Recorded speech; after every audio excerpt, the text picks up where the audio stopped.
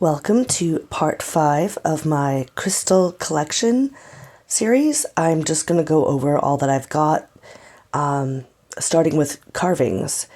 And I went over some carvings like tents, flames, eggs, wands, cut bases, slabs, and part 4 started with towers. But since I do have a lot of towers, this is going to be the rest of the towers I own.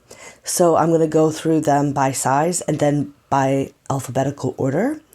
So yeah, let's get on with it.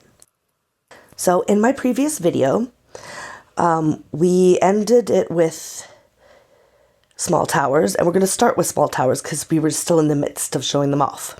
All right, so we're going to start this off with this lapis lazuli small tower of mine. And it's absolutely a beautiful stone, but it's a mixture of different minerals. So it's a combination of lazurite, calcite, and pyrite. And it boasts this beautiful Egyptian blue color. And the fact that this color is called Egyptian blue is due to the fact of ancient Egyptians using lapis lazuli in their jewelry and such. So, and artifacts and all that. So, just a little history lesson, I guess. But I just thought that'd be interesting to bring up. And then I have here this lepidolite small tower. So, you might think, that's gem lepidolite. I see other lepidolite everywhere. No. So, this is pure lepidolite. It's just lepidolite. It's a mica. Lepidolite is a mica. This is what it looks like. What you usually see on the market being sold as lepidolite is quartz with lepidolite inclusions, or quartzite with lepidolite inclusions. So it's not like a hard material or anything like that. It's very, very soft and flaky, so be gentle with it, even if it's carved. And fun fact, eyeshadow and such for makeup, what gives it its shimmer, you know, the shimmery type of eyeshadow or blush or whatever, is actually lepidolite or different varieties of mica. So you're actually putting this on your face if you wear makeup anyways.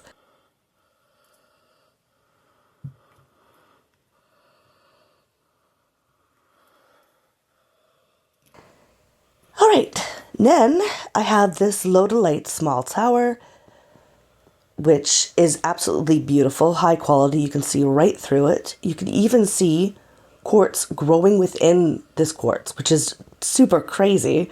And the colors that it's sporting over here, like the champagne sort of goldish tone, is just beautiful. The different minerals inside of it, just crazy to give off such a nice, lovely color. But yeah, I really love lodolite.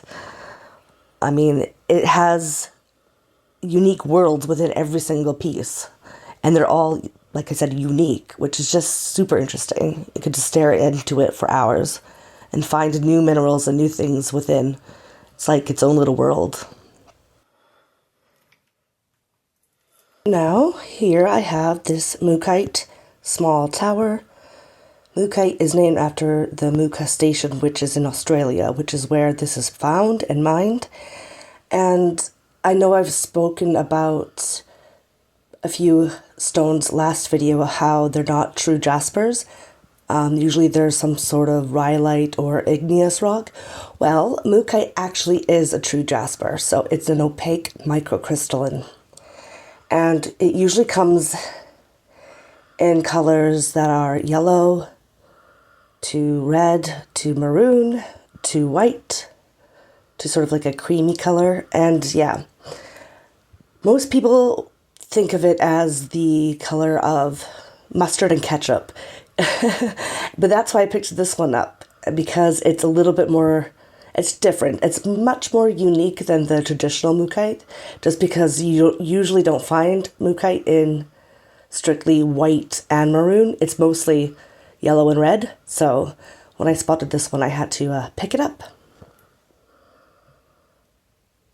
Then after that, I have here this moss agate small tower. And yeah, just so you know, moss agate is not full of moss that's trapped inside. It's different minerals. So just, yeah, thought I'd let you know. And yeah. Then I have this petal agate small tower.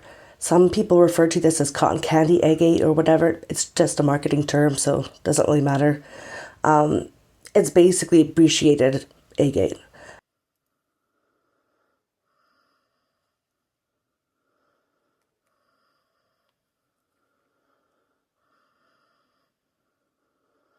You've got like all this druzy a lot of the time that you find with the petal agate. And yeah, like over here. So the next tower is going to be interesting. It is this Powlite Phantom Amethyst small tower. So in my previous video, if you watched it, you would have seen me, or maybe you would have remembered me showcasing my Smoky Phantom Amethyst tower. Now, the difference is the Powlite, right? It's this here, this phantom here, this sort of brown hue phantom.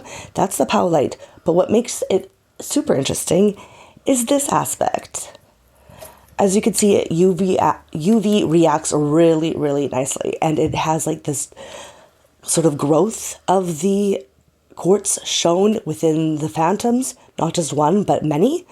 And yeah, I usually don't show the UV reaction simply because it doesn't show up well on my camera as well as it does in real life with the naked eye. But this is what makes this piece interesting. So I really had to show you, right? Because without it, it's just kind of like, yeah, whatever, right? So yeah. And I also have a second one. So I'll just bring this out. So this is my second Powlite Phantom Amethyst small tower. So yeah, they kind of go together. A little bit different shape, but it came from the same batch. I had to get two. Yeah, that's just, I love when minerals UV react. I got to get a better black light though, and because this is not really working for a lot of my other minerals because it's not as vibrant, so it's harder to see, and I have to figure out the lighting. But yeah, so that's that.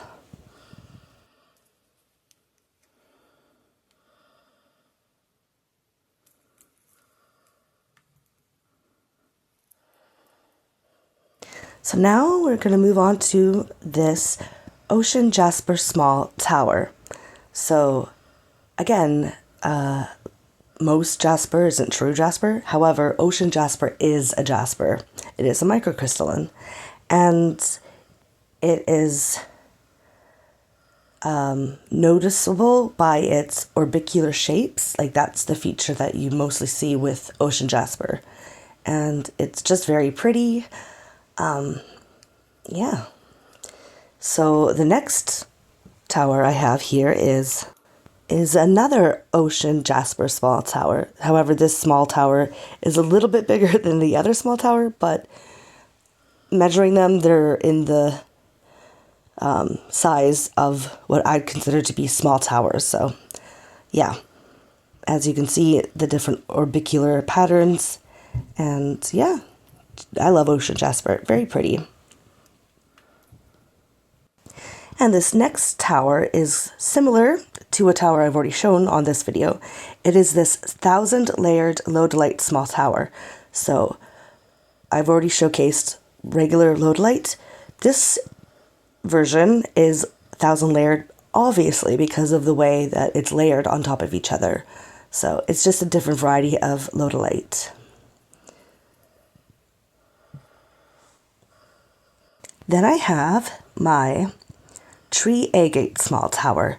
So tree agate is very, very similar to moss agate. The difference is with tree agate, it's mostly, instead of the chalcedony really being clear, it's got a lot of white in it and sort of blends in with the green quite often, right? So that you don't really see much of the chalcedony, but the chalcedony is still there, so it's still an agate.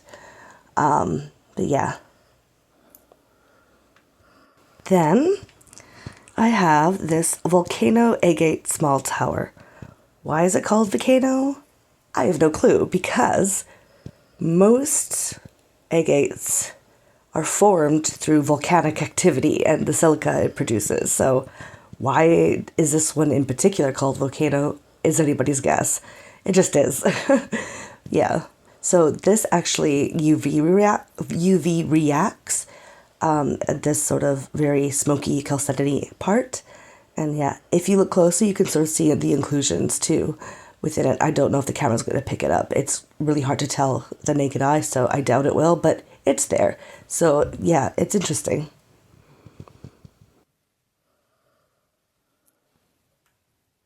So we're finally moving on to my medium towers. And we're going to start with my Aragonite medium tower. This one I picked up because I found it just super interesting with all the crevices and caves and conclaves. It makes it look just old and antique, like a relic of times past, I guess. So, yeah. Then I have a very interesting piece, which is this Arfvedsonite medium tower. So, yeah, it's got these sort of inclusions that appear garnet-like, and this sort of fireworks splashes of blue shimmer. Sometimes they look more silver, but this one's very flashy with blue. And I absolutely love this, and it's super dark and moody. Yeah.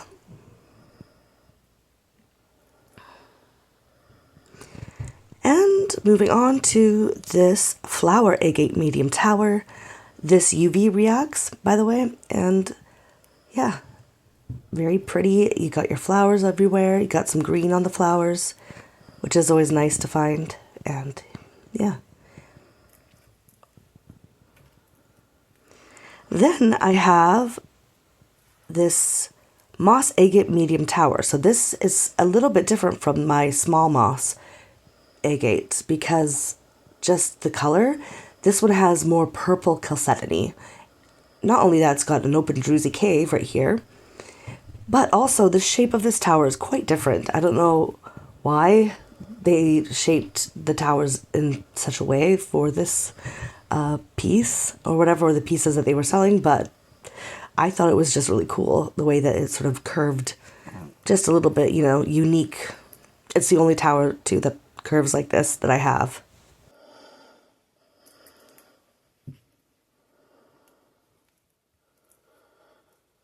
That was the last of my medium towers, and this is going to be the second to last tower that I show. And it is this banded calcite large tower. So this is pretty big, and I absolutely love this banded orange tower. It reminds me of oranges, like the Rhine, how it's white, and then you got the orange.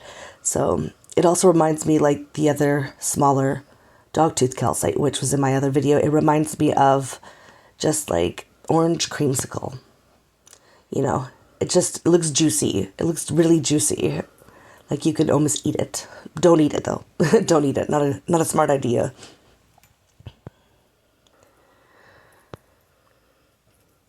And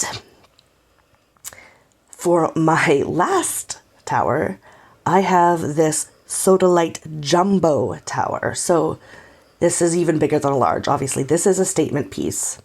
It's huge, it's thick, it's heavy, and I love it. The indigo blue is so good, so deep, so moody, and it's hard to find this type of quality in sodalite. Usually you'll find it with a lot of white and gray streaking, but this one is just deep and mostly just blue. And I absolutely love this. Usually sodalite UV reacts, and this one does somewhat, but I have a really bad flashlight. It's not a really good one. So the black light doesn't even have the ability to have this piece UV react. It's not strong enough. So yeah, I got to get a better black light. So I really want to see what it looks like when it UV reacts. So yeah, but man, I love this piece so much.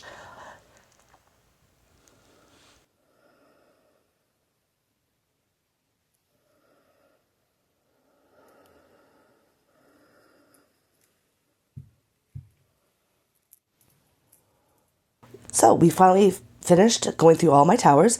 This is all the towers I showed off today. I thought it'd be interesting though to show you the towers all together, of the entirety of them. So here it is. And that's what all the towers look like together. So it took 2 whole videos, but we finally got there. And the next video, I'll be going through my spheres.